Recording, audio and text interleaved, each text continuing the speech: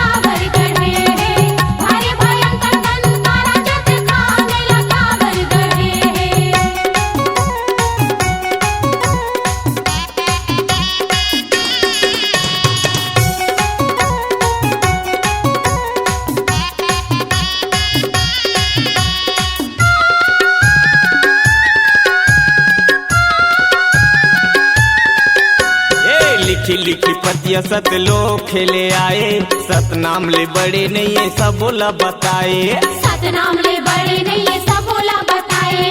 सतनाम ले बड़े नहीं है सब बोला बताए। ए लिखी लिखी पतिया सत लोग खेले आए, सतनाम ले बड़े नहीं है सब बोला बताए। सतनाम ले बड़े नहीं है सब बोला बताए। सतनाम ले बड़े नहीं है सब बोला बताए। सतनाम के ही लोडा रे मानत लहरा, सतनाम के ही लोडा। यह गंगा गिरोद पूरी धाम है, इलाका बरगढ़ है। भारी भयंकर धन तारा जत खाम इलाका बरगढ़ है। भारी भयंकर धन तारा जत खाम इलाका बरगढ़ है।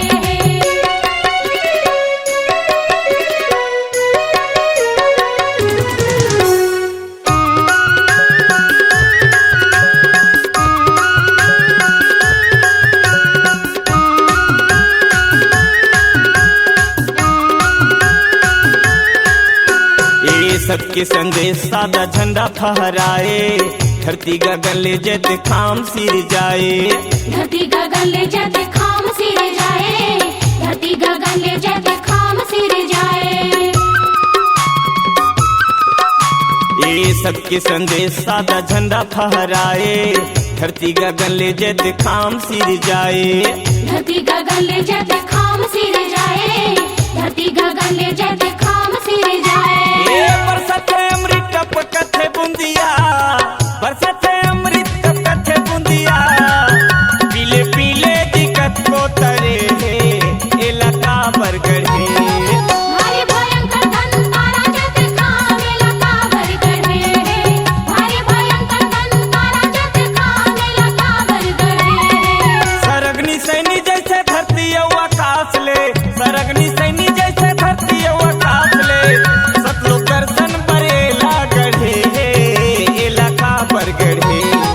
भारी भयंकर दम तारा जत खाम इलाका बरगढ़ है। भारी भयंकर दम तारा जत खाम इलाका बरगढ़ है। भारी भयंकर दम तारा जत खाम इलाका बरगढ़ है। भारी भयंकर दम तारा जत खाम इलाका बरगढ़ है। C-Log Digital Recording Studio, Cordoba. Contact number 9907119215.